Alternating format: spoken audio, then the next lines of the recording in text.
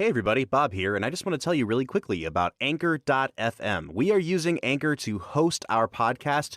That's where we basically build out the podcast. It's where we schedule episodes. If you have been looking into getting into podcasting, I cannot recommend Anchor.fm highly enough.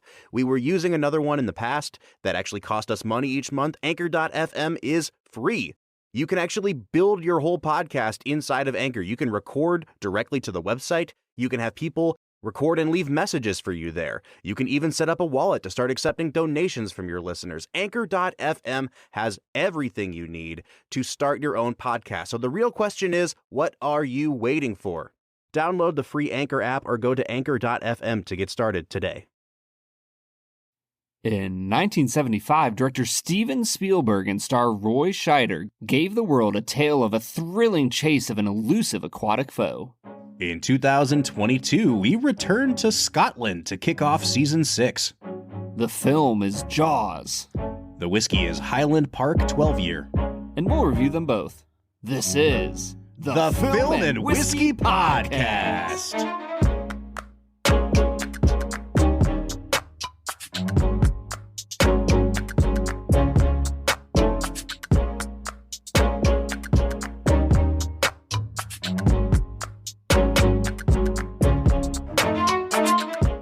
Welcome to the Film and Whiskey Podcast, where each week we review a classic movie and a glass of whiskey. I'm Bob Book. I'm Brad G. And this week we kick off Season 6 with the one-time highest-grossing film ever, Steven Spielberg's Jaws. How many times are we going to say Steven Spielberg in this episode, Bob? We should have set an over-under on saying...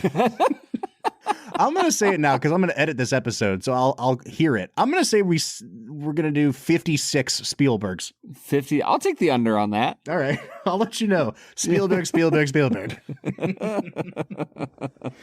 So welcome into Season 6, Film and Whiskey Nation. If you're new to the podcast, here's what the podcast is about. I grew up a huge movie nerd. I met my friend Brad in college, and we went through college together. We went to seminary together. And while we were in grad school, we started talking about, hey, whiskey's really good. You know what goes really good with whiskey? Movies. We should make a podcast about this because I found out Brad hadn't seen a lot of really classic, well-regarded movies. And that's how we got to this point. We are 6 seasons in. Brad, it feels very weird to say that. I got to be honest.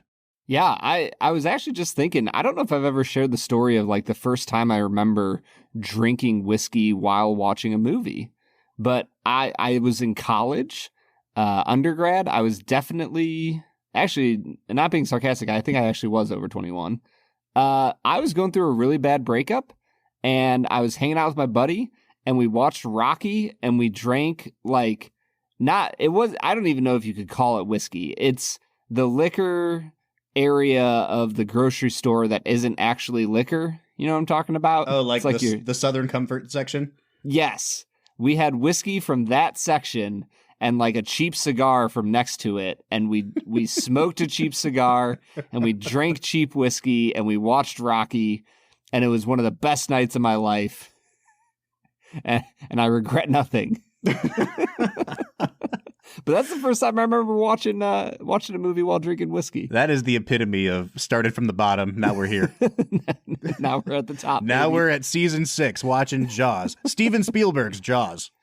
Dude, Steven Spielberg is just a freaking champ, Bob. All right, so we're kicking off Season 6, where we will be reviewing four Steven Spielberg movies. Just to give a quick rundown of what Season 6 is going to be like, we're kind of theming our seasons now. And this season, we're going through directors that have a few films that are still huge blind spots for us in terms of reviewing them on this show. So we're revisiting some films from Spielberg, from Scorsese, all the way through newer filmmakers like Wes Anderson and Edgar Wright. We're going to go back and look at David Lean, and then we're going to end the season with a listener pick. Cue everyone Googling who David Lean is. That's unfortunate, but probably true. So when we get to 100% true. So when we get to the end of the season, there will be 4 directors that you, Film and Whiskey Nation, can choose from to wrap up these mini-series of directorial features. I'm really excited to get into this, man, and we have to start talking about Jaws. But before we get there, if you are a fan of the podcast or if you are joining us for the first time, we're glad to have you on board. Give us a like, give us a follow, subscribe on your listening platform. We would really, really love a 5-star review. It helps get Film and Whiskey in front of more eyes and ears. And if you're really feeling generous, you can go over to our Patreon, patreon.com/filmwhiskey, where you can support us at 3 different levels, a $3, a $5, and a $7 tier. You get tons of bonus content. You get access to a members-only Discord server that we're on every single day. We would love to see you there on Patreon. Brad, you know what time it is now, man. Dun dun dun dun dun dun dun dun dun dun dun. It's time for America's favorite segment, which we like to call Brad Explains. This is where Brad breaks down the plot of the movie that he has just seen, often for the first time. Brad, this was not your first experience with Jaws, was it? It was not. However, I just watched Jaws for the first time maybe 7 or 8 months ago with a group of friends. Oh, that's really funny. I feel like I just watched it with my wife like 6 or 7 months ago. And it wasn't my first time seeing it, but it was her first time seeing it. So we probably watched it around the exact same time and are revisiting it together now. Yeah, I am really excited to talk about it. It was kind of fun to watch it so close together. Normally I would say people probably don't watch movies unless you're like going to see it twice in theaters. You don't normally watch movies that close together. So to have watched it a few months back and then to watch it again just last night, and actually this morning I finished it at 5 a.m. Yeah, the perfect time for finishing films. Honestly, it kind of worked out perfectly though. I think my Brad Explains will probably be about 28, 29 seconds about the first movie that's in Jaws, and then about 31 seconds about the second movie that's in Jaws. Because that's about the time, I would say that's about the percentage of time each movie takes up within this film. Absolutely. All right, so we put 60 seconds on the clock. Brad has to explain the plot of the movie, and go. Amity is a small town in the New York, Boston-ish northeast coastal area. Martha's Vineyard? In the Martha's Vineyard area. It's a nice little coastal town that makes all of its money in about a 2-month span in July and August when all the people come out to the beach. There's a new sheriff in town who finds out about some shark attacks that are happening, and he is fighting with the locals about trying to shut down the beaches so that nobody else dies. But the mayor is a D-bag and wants the economy to not die, which, is kind of important too. And then when they realize they can't do that, they get on a boat with an old drunk sailor, and the sheriff, who hates the water, is paired up with a college Oceanic Institute kind of guy and an old drunk fisherman, and they chase down the shark and things happen. They certainly do. Not only was it a Brad Explains, it was also like a Brad Teases a little bit. Yeah. That was nice. Thank you for not giving away all of the spoilers in the movie. Yeah, I was going to say, in explaining what our podcast is, Bob, you didn't mention that, like, from the moment the podcast starts, there could be spoilers. Yeah, who can forget when we kicked off The Sixth Sense with the words, Bruce Willis was dead! The whole time! Everyone dies! All right, man, let's get into talking about Jaws. Here's the thing about Jaws. I feel like we could spend as much time talking about the stories and the lore and the legend surrounding the movie and the cultural impact. Wild movie. Yeah, and like the cultural impact that this movie had as we do talking about the movie itself. So I want to try to get as many of our thoughts about the movie into this first half of the episode so that when we come back from our whiskey break, we can talk about the cultural impact of the movie. So you go ahead and steer us, Brad. Where would you like to start today? I think I do kind of want to start by talking about the two movies, and, we can talk about the actors in this movie. I think the main one that you see throughout the entire film is Roy Scheider. I think his performance is it ties the entire movie together for me. Yeah. Roy Scheider is a fantastic actor, and he was in some of the most famous and still well-remembered movies of the 70s, but I feel like as an actor, he has I don't want to say he's been forgotten, but he hasn't been remembered the way he should. You know, like we don't talk about De Niro and Pacino and Robert Duvall and Jack Nicholson and Roy Scheider, but we should. I mean, like he was in The French Connection before this. He made this movie. He makes Marathon Man the next year, which is a really great movie that I think might be my favorite Roy Scheider performance. He's nominated for an Oscar at the end of the 70s for All That Jazz.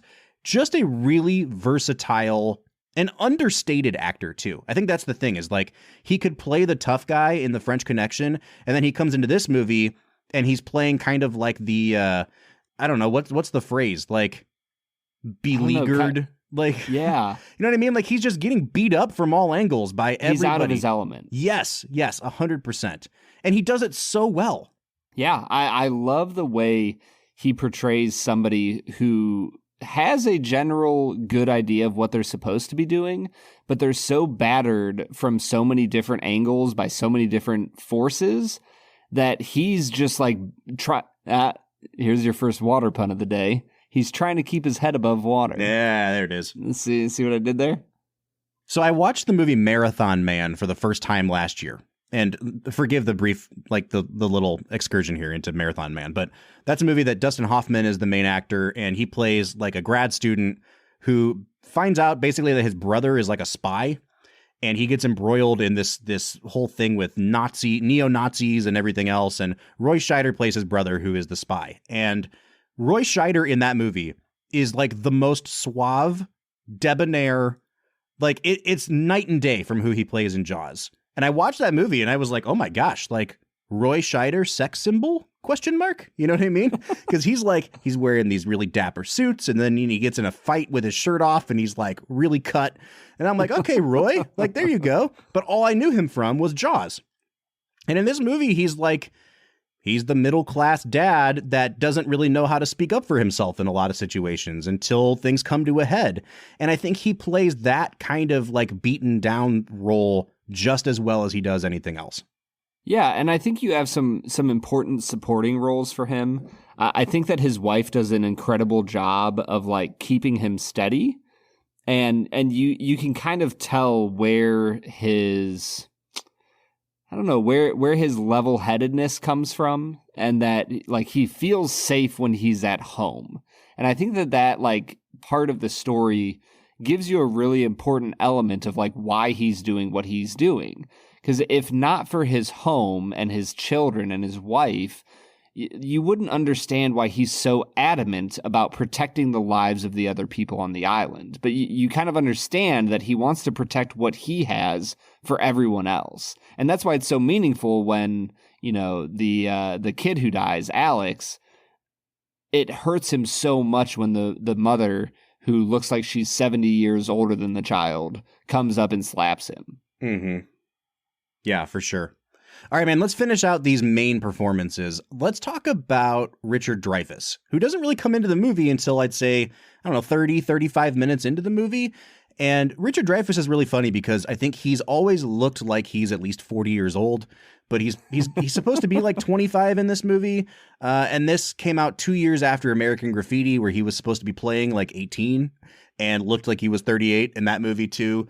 I love Richard Dreyfus, and I think that he is also, like, you know, as the years go by, kind of being forgotten as the great actor that he is and not talked about enough.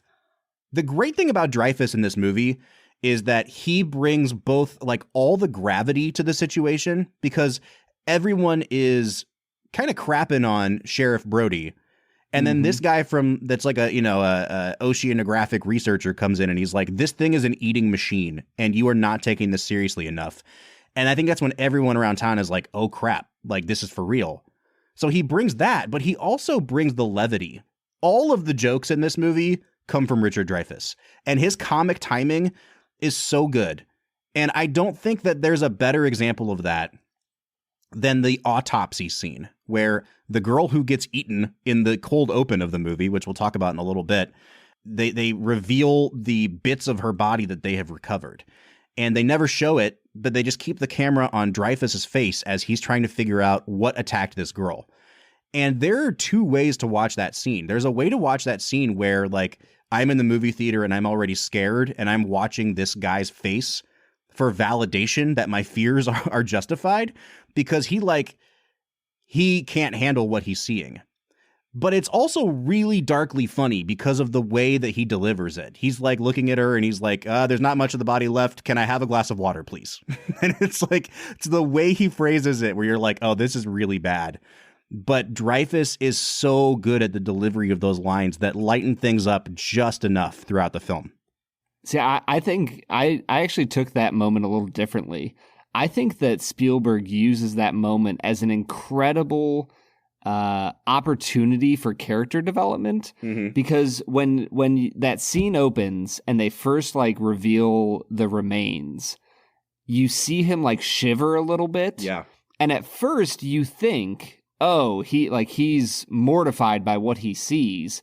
But then when he gets into it, the moment he asks for water and you hear like the earnestness in his voice as he's describing what's happening, you realize, oh, he's not scared or like, grossed out by what he sees. He's excited. Yeah.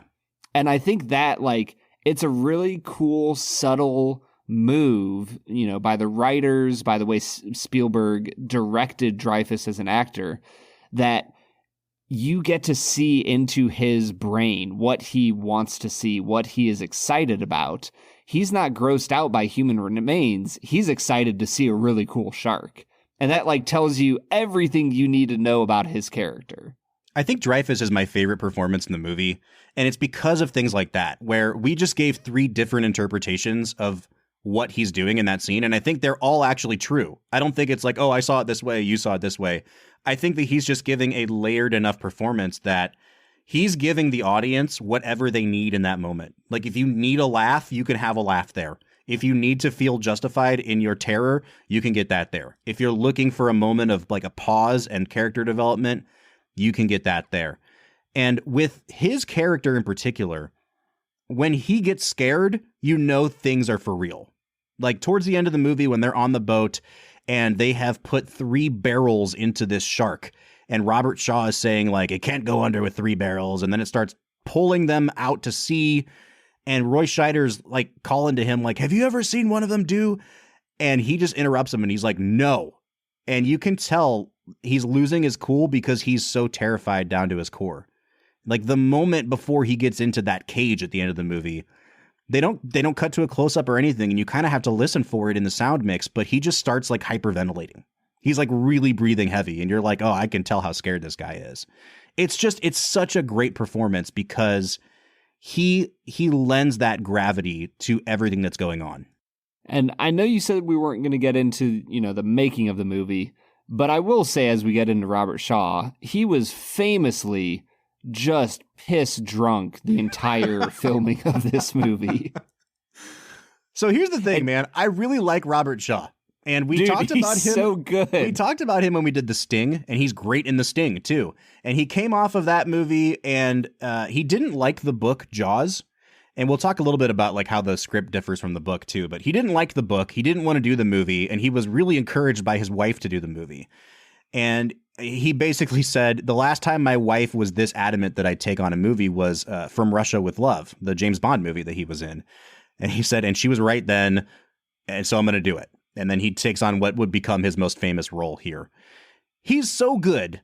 And yet I have to say, like, this character is not a real human being, right? Like, This is not a real person. This is like the guy that dresses like a pirate in episodes of SpongeBob that they just like plucked out of there and put him in this movie. Yeah, I mean, he's a Captain Ahab-esque character, right? Yeah. Like he is just this legendary fisherman that also, as they're hunting this giant shark, oh, by the way, he was on the USS Indianapolis that went down and had all their, crewmen get eaten by shark, pretty much. Like, he is very obviously like a platonic ideal of a crusty old fisherman, and I'm here for it. Yeah. Like, I think he just adds, he's like darkly funny in moments. When I love the way Spielberg uses my Fair Spanish Lady song, that he initially sings it as a way to kind of scare off Deputy Brody's wife, but it becomes this meaningful song halfway through, and then by the end of the film, it's like his adieu to life almost. Like it's just darkly good in every way. And that's why you hire Robert Shaw, because that scene at nighttime, under deck in the boat where they're all getting drunk and they're finally bonding and they're sharing stories, and then he finally goes into like, this is what it's like to be face to face with a great white. That is like an uninterrupted, 4-minute monologue that he gives.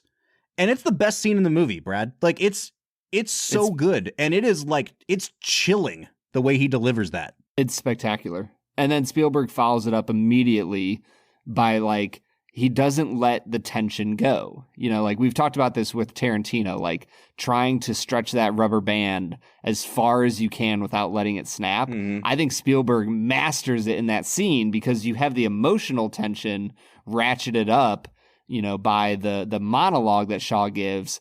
And then the action tension ramps up with the shark attacking the boat right afterwards. And I just, man, we've talked about the actors, Bob. I think we should probably mention the mayor a little bit as well, but I'm just going to say it.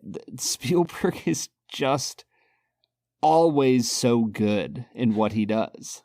Yeah, let's talk about the mayor's character. I don't think it's that necessary to talk about it. I do love that this movie, it lets the mayor off the hook a little bit. I don't want to say it lets him off the hook, but like, people talk about the mayor from Jaws as like this classic movie villain, and he's like driven by greed, and he is, and he's clearly trying to like brush things under the rug. But when it gets to the point where they're in the hospital together after, Roy Scheider's son he's in shock, and he looks at him and he's smoking a cigarette and he's just kind of shaking, and he says like, my kids were out there too, man. And in that moment you get the humanity, and it takes the like political element out of the movie enough that you're like, all right, this is not the enemy here. Like there's something bigger out there that we need to focus on as the audience, and that the movie needs to get back to. And I really love that touch, honestly. Yeah. And I will say, I'll be the devil's advocate here. I actually I understand his point of view, when it comes down to it, like you understand that if they call shark and there's not actually a legit threat, they lose all of the money that the local islanders make in a year. Mm-hmm. They probably make 80% of their yearly income in those 2 months. And so they obviously make him, what's that phrase you like to use, Bob? Chewing the scenery. Yeah. He gives a pretty hammy performance, right? But on a philosophical level, I understand where he's coming from, but he definitely takes it a little too far. All right, I do want to talk about other elements of the movie, before the direction too, because we're going to talk about Spielberg. But from a scripting standpoint, Brad, this movie very famously was kind of made in the edit. Super troubled production. And Spielberg doesn't know what to do, and they pull it out of their butts, and it's like the best edited movie of all time. And it's like it catapults Spielberg to superstardom. But I think because of that, it is so pared down, and there is so little fat on this movie, that I'm going to say something that sounds like the most snooty thing I'll ever say, but is it possible this movie is too perfect? Do you know what I mean? This movie is always held up, especially by film critics, as Steven Spielberg's best movie ever. To this day, there are a number of people who would argue this is Spielberg's best. And it's because there's just no fat on this thing. But I think that there are moments in this movie where I could have really used some fat on this thing. I could have used a little bit more character development. I could have used a little more explanation of things because, for example, the townspeople really seem nonchalant about the number of people that are getting eaten. Do you know what I mean? And they really joke about it way before it's cool to joke about it. A little boy gets eaten in front of our eyes in a very horrifically brutal way, which I'm not sure we needed all that, but that's beside the point. And we cut to the next scene, and it's a day and a half later, and they're like, ah! And they're posting signs about him, and they're like, too soon, too soon, and they're winking at each other and elbowing each other. And what the hell is wrong with you people? There's multiple dead people in your town that are getting eaten. I don't understand, like, the way that we are supposed to expect that not only are they like brushing it under the rug for the sake of their economy, but that they also just truly don't care that people are just dying left and right. Yeah, and like the fact that everybody's like, oh, it's just some random girl. And I'm like, yeah, but you like made a point to say it was before the season opened. Like, this is the first girl who dies is a teenage girl on your island. She's like, I feel like you all would have known her, known her family. Like, this is a horrific thing that is happening on your island. Well, Bob, like, I'm 100% with you. At least 2 people have died. And then we cut to that scene where it's like Sheriff Brody and his wife up on their porch talking, and they're like looking down at the deck, and their kids are just like out in a boat. Yeah. Next to, and then they're near the dock, but he's like, hey, get out of that boat. And his wife's like, what are you talking about? Like, they're just in a boat. Yeah. And it's like, no. Have you not been understanding what's going on to this point? That people are dying. That does give you the funny line though, where she like looks at the picture of the shark ramming the boat, and then she like screams out, "Get out of the boat!" Yeah, right. Which even that is like a good little foreshadowing of, you know, the second half of the movie. So yeah, I do think that there are like some kind of dumb leaps in logic in this movie, but the nice thing about it is that they lead to really brilliant moments of cinema. It gets to the point where like it's the 4th of July and we're not closing the beach, and the mayor's like walking down the beach, and he goes up to the one guy and he's like, hey, crony of mine, why are you not in the water? And the guy's like, blah, blah, blah, blah, blah, blah. And he gets up. I just put on some suntan lotion. He gets up and they start to walk in the water, and you get that incredible shot of his whole family holding hands as they like march towards certain doom. And it's like, none of this is how this would actually work in real life. But when you're in a movie theater and this is what's being shown to you, you're like, oh my God, like this is the most profound thing I've ever seen. Yeah. You know, I don't think the script is always amazing, but Spielberg always uses it as an opportunity for amazing filmmaking. Bob, I will say, you talked about it not having any fat on it. I actually came away from this second viewing thinking to myself, this movie's about 20 minutes too long. I think that there's actually a decent amount of fat on the second half of the movie, especially. I think that this should be like an hour and 52-minute movie instead of a 2 hour and 10-minute movie. All right. I just really struggled with how long the second half dragged on. All right, I'm ready to have this conversation because we're in season 6, man. People know what we think of movies. I like to think that we've established our credentials to this point. I have some hot takes about Jaws, and a lot of this is generational. And I'll say that because one of my favorite film podcasts is it's called Film Spotting. We've had the host Josh Larson on here before, and they ranked their Spielberg movies a few years back, and they both love Jaws. And these are guys that are in their 40s, and they talk about Jaws versus Jurassic Park and how they know that like their kids like Jurassic Park more than Jaws. And those are 2 movies that are very comparable, you know, in Spielberg's catalog. And I grew up with Jurassic Park, and so I know that I'm predisposed to like Jurassic Park better. But I really do think, after seeing Jaws as many times as I have now, and trying to understand why people think it's a perfect movie, I walk away almost every time thinking like, no, Jurassic Park's just a better movie. And I think this movie sets the template. And we'll talk about that more in the second half. Like, it sets the template for what a summer blockbuster is supposed to be, but it also sets the template for how a summer blockbuster is supposed to be paced and edited. And I think that it's a really good example of something being done for the first time. It is a watershed moment in movie history, but I just don't think it's a perfect movie. No, Bob, I'm with you. I kind of teased that a little bit before. I think this movie's just a little bit too long. Mm-hmm. I think that there's moments of chasing the shark that just kind of get repetitive. Yeah. Where it feels like you're kind of rehearsing the same thing that happened already over and over again. And there's a part of me that's like, all right, guys, like, I understand this is a really cool shark. It's bigger than any other shark you've ever seen in your life. Let's get to the point. Like, let's get to the point. You know, let's get to the moment where they're paddling their way back on the wreckage of the ship. Yeah. Like that is a cathartic, important moment of the movie, and it takes forever to get there. I also am just curious, Bob, like, do you feel like the end of the movie kind of pays off the first half of the movie? Yeah. Because for me, it feels like the first half of the movie just suddenly ends. Yep.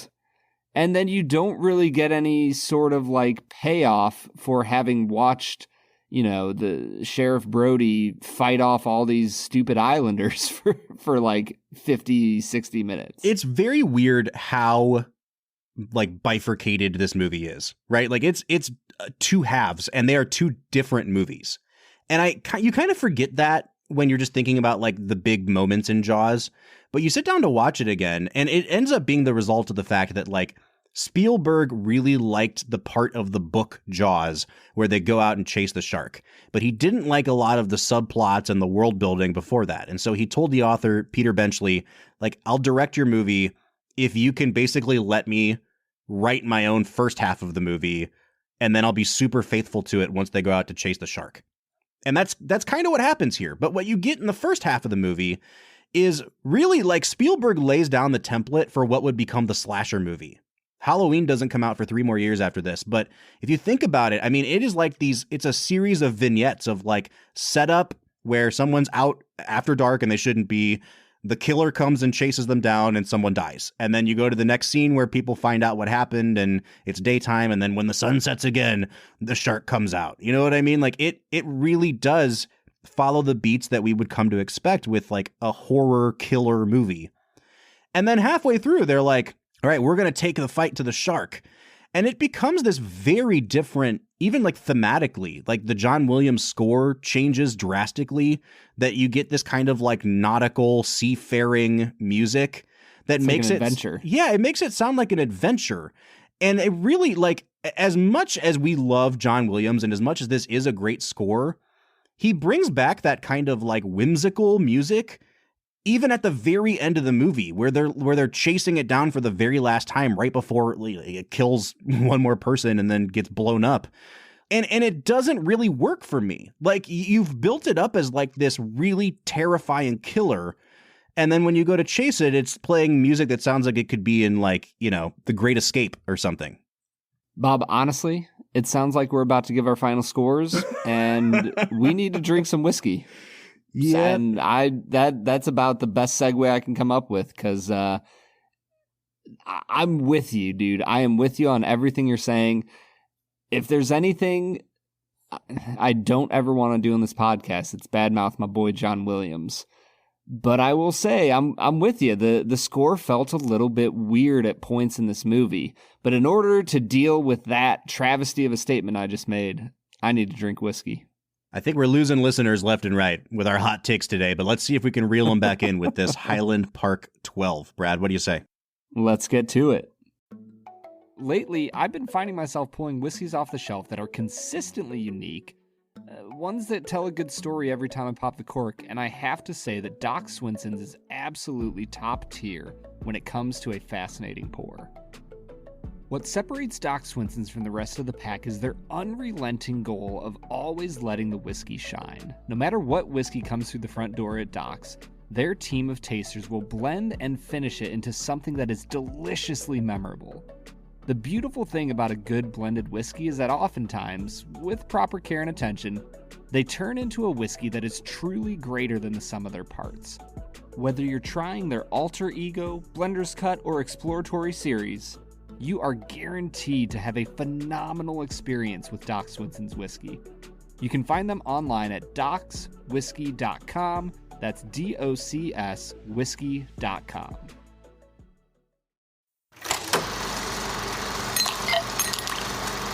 All right, today we are checking out Highland Park 12 year. Highland Park, one of the most famous brands of whiskey. They did a huge redesign a few years back where they really made everything kind of Viking themed. They are from an area of Scotland up in the north of Scotland called Orkney. They are one of only 2 remaining distilleries on Orkney, and they are by far the biggest one. The 12-year single malt that we are drinking today, Brad, is probably their most popular product. It's a really good entry point into Highland Park. This is a peated Scotch, but from what I understand, it's more lightly peated. I have not sampled this yet, but I got a text from Brad, 2 hours ago that was like, hey man, have you tried the Highland Park yet? And I said no, and he said, it's a good start to the season. So You've got me pretty excited for what's in my glass right now. Yeah, I think that on the nose, you get these incredible like chocolate mint. I can see There's that. cinnamon. It's malty. It's rich and decadent. I was really blown away by this. It really reminded me of like when I make dark chocolate, hot chocolate, and then I throw like a peppermint Hershey Kiss in it. Like that is the nose that I got here. I'm going to give it a 9 out of 10 on the nose, Bob. Remember that thing that was going around a couple years ago that was like, if you heard it one way, it sounded like Yanny, and then if you heard it the other way, it sounded like Laurel, and everyone was arguing about what it was. I'll share it with you later. It was a sound like clip. A blue dress, black dress thing. But it was more of like you can hear it both ways, whereas the dress was like, no, you're just wrong. It's this way. Yeah. I'm smelling this, and the first nosing I take, I'm like, oh, this is caramel popcorn. This is caramel corn, 100%, with some like smoky Scotch notes on the back of it. That's really cool. And then you said chocolate mint, and I was like, oh yeah, this is a thin mint with some really Scotchy notes in the background. So it's really cool. I feel like you can go at this a bunch of different ways, but what that means is that it's super approachable. I did get notes of buttered popcorn and caramel. I also got notes of chocolate and mint. And underneath all that is this really nice kind of saline and a little bit of peat. And it's super duper approachable. I'm going to give this an 8.5 on the nose. And then you get into the taste, Bob. The palate on this jumps way off from where you were at on the nose. And for me, it was like cured meats, like a sprig of fresh mint, and then a lot of like really good saline notes. I love this stuff, Bob. I'm going to give it an 8.5 on the palate. This is really nice because it's just super smoky, but it never goes bitter. And I wouldn't say that it's sweet either, but there's just enough sweetness on it to keep it from tipping bitter. Like it acts like a layer on your tongue to keep things from getting like too overly smoky. If you're not a fan of peated Scotch, this is a really nice place to start. I don't know that there's a lot of complexity on the palate here, but a little bit of that sweetness does carry through, and it helps with the smoke here. I think I'll give it a 7.5 on the palate. Yeah, and then the finish, there you get a lot of that peat, but it's not overwhelming in any way. And for me, it ended with all sorts of nice pepper, leather, and tobacco notes. I'm going to stick it an 8.5 on the finish, Bob. I love this whiskey. Yeah, I think your notes here are spot on. Tobacco for sure, leather for sure. I'm going to give it an 8 as well. And I think this is a good place to point out that this is only, 86 proof, right, Brad? Yeah, it is 43% ABV. This thing packs a punch for where it's coming at on proof point. I've said it before. I'm going to say it again. This is a damn good whiskey, Bob. Yeah, I'm pretty blown away. And this is something that I think Scotch still has a leg up on, American whiskey with, is that they managed to be able to water it down so much in the bottle, but it's still so potent and packs so much flavor. Like, if this was an 86 proof bourbon, I don't think it could have as much character as this has on it. And again, like, it's been aged for 12 years, so you would expect that. But I would never know this was 86 proof. The alcohol is still very present. Like, it's very warming on the way down. I'm really, really impressed with this, Brad. I think I'm actually going to raise my balance score up to a 9 out of 10. Yeah, I'm going to give it a 9 out of 10 on balance. And then we go into our value category. Now, if you're new to the podcast, we give all of our whiskeys 4 scores based on what's in the bottle, but we always want to finish with a value score. You know, if this was priced $180 per bottle, it would probably get like a 2 out of 10 on value, which would really affect the final score. However, Bob, in the state of Ohio, God's promised land of this world, you can get a bottle of Highland Park 12 for $55. Okay. And I think that is spectacular value in the world of single malts. I think the only thing that would like keep me from being on board with that is that I do, like, just in my mind from what I've tasted here today, I'm still thinking of this as entry-level Scotch. And we've had entry-level Scotches that are in this price point before. There's nothing wrong with the $55 quote-unquote entry level. But if this was like $45, I think I'd give it a 10 out of 10. At $55, I'm like, okay, there are other flavor profiles that I would like to start exploring at this price point that I might like a little more than this. I think I'll give it an 8 out of 10 on value. but that's more just because of my personal preference. Like, I still think it is a very good value, but at $55, I might opt for a bottle of something else. Yeah, I'm going to give it a 9 out of 10 on value, Bob. I really think this is a great value, partially because of its price point of $55, but largely because I think this is one of the most approachable peated whiskeys we have ever drank on the podcast. And so I'm all in on this bottle. I'm coming to a total of 44 out of 50. I'm coming out to a 41 out of 50, so we're both over the 40 mark, which is a big deal on this podcast. That's bringing us to an 85 out of 100 combined, or a 42.5 out of 50. Brad, you were right, man. Off to a good start with season 6. I would recommend buying. I would recommend trying at a bar. It's just a darn good dram. Yeah, I think this is an absolute banger to start the season off with, and I think we need to get back into the banger that is Jaws. Let's get to it, Brad. All right, everybody, that was Highland Park 12, a whiskey that Bob and I just really have fallen in love with. And I will say, if you go back and listen to Season 5, you may as well have called Season 5 the season of Scotch, because we drank a lot of it. Yeah. So I would say that 42.5 out of 50 that we averaged, that's a pretty impressive place after all the Scotch we've drank, Bob. For sure. But we are back talking about Jaws, and we are going into my personal favorite segment, 2 Facts and a Falsehood. I can't wait, because I'm actually going to start keeping score. My record will not be trifled with this time around. Hey man, we can go back and listen. We should task our intern to go back and listen and get the scores from last season. Right. All right, Brad, 2 facts and a falsehood, where Brad makes up something, and I have to guess which one is incorrect. Hit me with your 3 supposed facts, Brad. All right, fact number 1. The name of the child who dies, Alex Kintner, was based off a bully of Spielberg in his childhood. I hope that's true. I hope Spielberg was just in his seat like, yeah, F you, Alex Kintner. You deserved that. Fact number 2, Steven Spielberg is not only a moderately talented director, he also played first clarinet for the beach scene in the orchestra. Fact number 3, Brody's dog in the movie was actually Steven Spielberg's real dog, whose name is Elmer. I mean, I don't think his name still is Elmer, is it? Unless he's the oldest dog ever. Probably was Elmer, Bob, but I didn't want to be a downer. Oh, man. You know, it's funny. I forget that a dog gets eaten in this movie. Dude, that's like another thing I wanted to bring up. Like, the dog is just like kind of chilling, and then there's like gone. All sorts of other horrific things that you see, but Spielberg's like, you know where we're going to draw the line.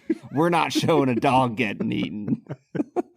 Spielberg was one of those early adopters of like, my pets are my children. I can't show a dog getting eaten. Little kids, that's fine. Brad, I have no idea. Man. These are all real. Like, giving you 3 weeks off in between seasons to prepare was the best thing that could have happened. I was ready, man. I'm going to say 2 is the falsehood. I just can't see John Williams letting Spielberg sit in with the orchestra. That is a phenomenal guess, Bob, but you are wrong. Oh, that is the truth. Wow. Spielberg actually played first clarinet for that one orchestral piece. All right. Which was the falsehood? The name of the child who dies, Alex Kintner, was not actually based off of a bully. I was really hoping it was. I know. I that's when I came up with it. I was like, I think Bob's gonna just want this to be true.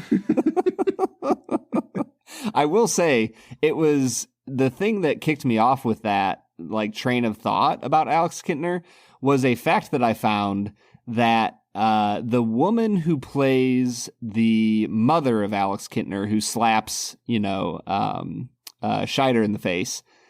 She was like going out to eat in the Boston area, and on the menu, she saw a sandwich called the Alex Kintner sandwich.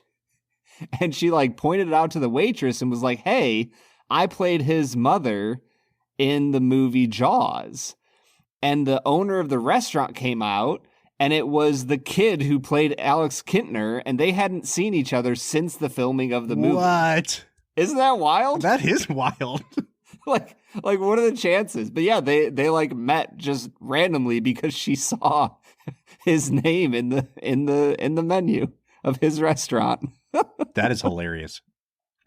All right, Brad. So I said earlier that we were going to talk about like the impact of the movie. Before we get there, like, let's just talk a little bit about Spielberg's direction of this movie, because it is really tied to the production of the film. So famously, the shoot of this movie was a disaster. And we don't have to get super into it, because if you know anything about Jaws, like, you already know a lot of this. Like, the mechanical shark never worked, and it wouldn't come up out of the water. And this went way, way over budget and way, way too long. And Spielberg had never shot on location like this, especially on the ocean. Like, very famously, he talks about how he didn't know that, like, when you're on a boat, and if you're like anchoring the camera to the boat, then the camera is at the mercy of the boat going up and down on the waves. And so the horizon line is always off between shots, because in one shot it's up on a wave and in the next shot it's down on a wave. And so they had to figure out how to do that. And this was a huge learning experience, and no one trusted that this kid Spielberg could get it done. Obviously he did. But I think, this is the classic example of a movie where it's like, necessity is the mother of invention, right? Because they don't show the shark for the first, whatever the hell, 45 minutes of the movie. Probably longer than that, probably more like an hour, because it's when they get out to sea that they really show it. It sets the template for like how to do a reveal of the big bad. And this is something that he carries over into Jurassic Park in 93. Like, they don't show the T-Rex until it's time for the T-Rex to come out. And when the T-Rex comes out, it's like, okay, like, this is what we're dealing with now. It's just so cool that, like, the fact that they couldn't get this robot shark to work correctly ends up impacting cinema in such a huge way. But it's not just that. Like, there are little things all throughout this movie that 50 odd years later, we're watching it and being like, oh yeah, Spielberg was a master from day one. And I'm just really curious, like, what were some things you noticed on this watch through that were like little directorial things that you want to call out?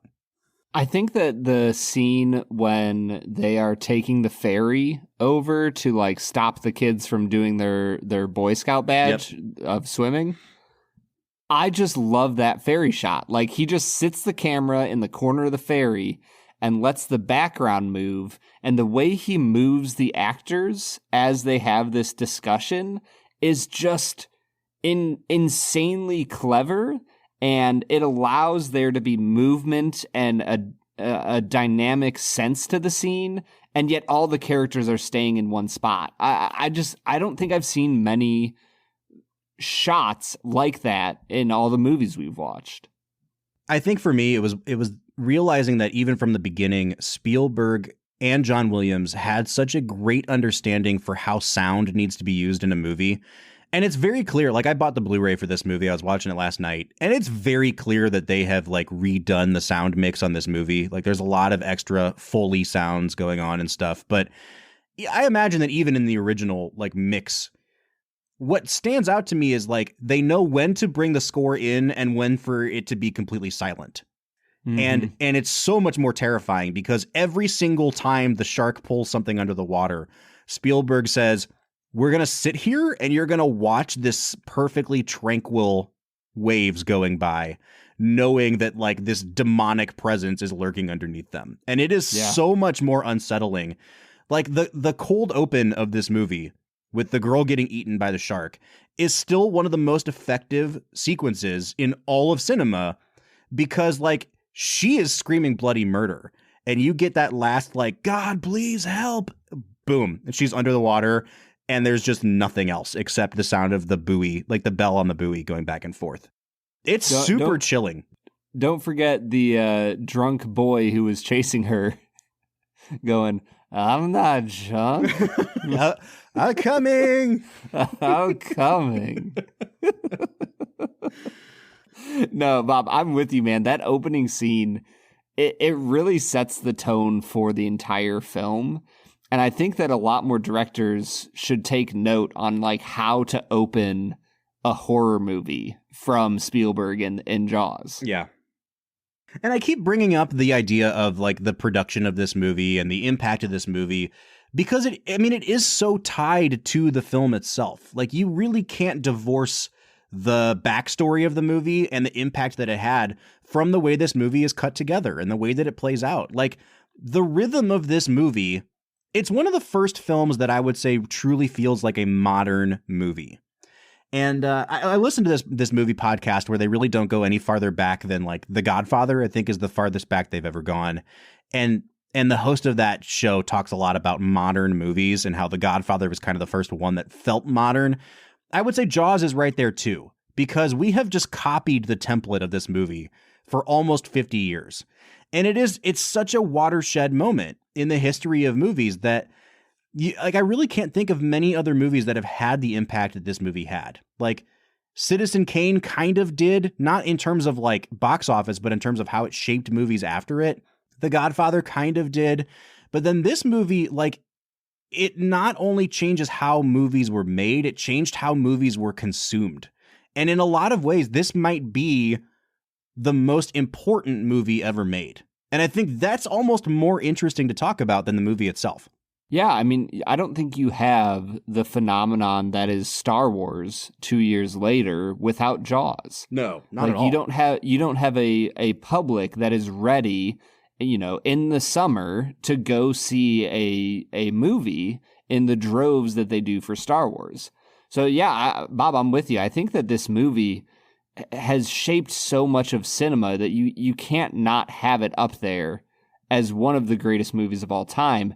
But it's like you said, even if the movie itself isn't actually perfect, it just changed so much about how movies were thought of by the public as well as by filmmakers. Mm-hmm. And like that is a feat. That is an accomplishment. Yeah, I mean, like this movie caught a lot of crap retroactively too, because it started the trend of the summer blockbuster. It started the Star Wars and these like giant mega movies every summer. But, when Spielberg and Lucas were coming up, like they wanted to make movies that reminded people and themselves of the movies they went to see as kids. They wanted like throwbacks to old Hollywood, and they wanted it to feel kind of cheesy, and they wanted it to feel kind of fake, because that's how movies are. Like the artifice is part of the whole thing. And Spielberg was seen as kind of disrupting this whole movement that had been happening in 1970s cinema. And Brad, we've done like a whole mini series on 70s cinema on this podcast, but like, the Coppolas of the world and the Sidney Lumets, you've got movies like The Godfather and you've got Dog Day Afternoon, these small kind of character studies that much more gritty. The American independent cinema movement was thriving. And then Jaws comes and wipes everything else out. And it sets movie going on a completely different course. And by the time you get to the 1980s, like everything is like super corporatized and they're only shooting for like big budget movies. And so in a lot of ways, like Jaws was kind of pinned as the movie that ruined movies.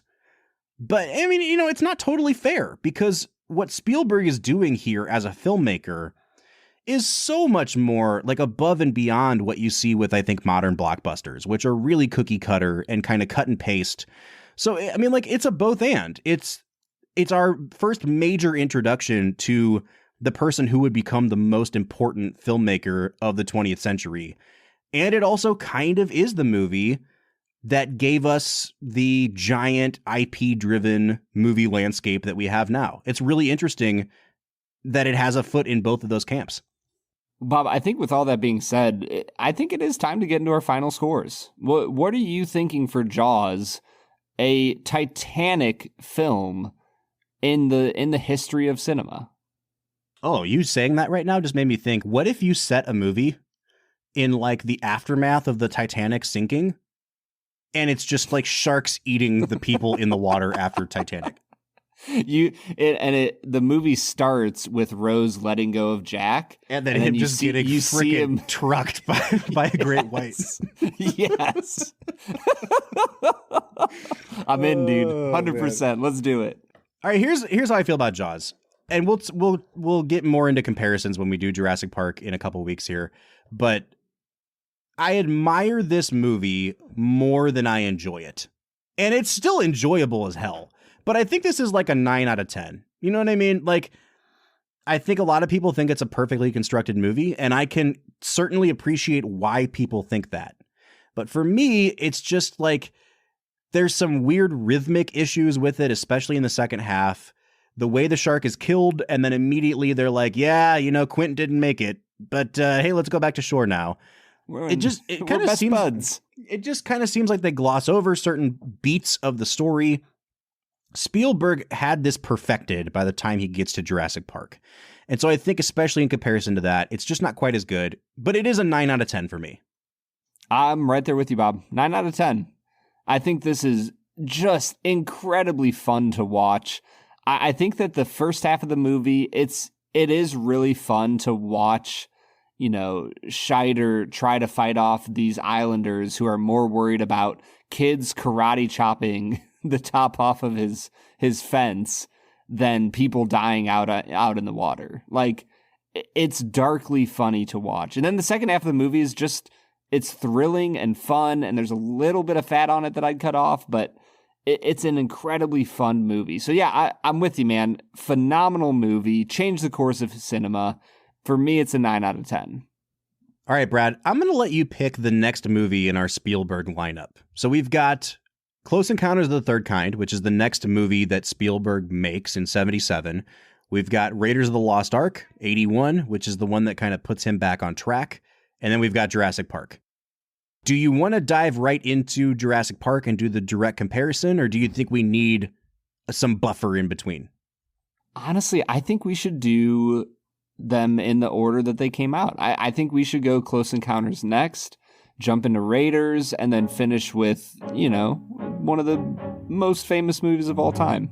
Let's do it, man. All right, so we will be back next week talking about Close Encounters of the Third Kind. But until then, I'm Bob Book. I'm Brad G. And we'll see you next time.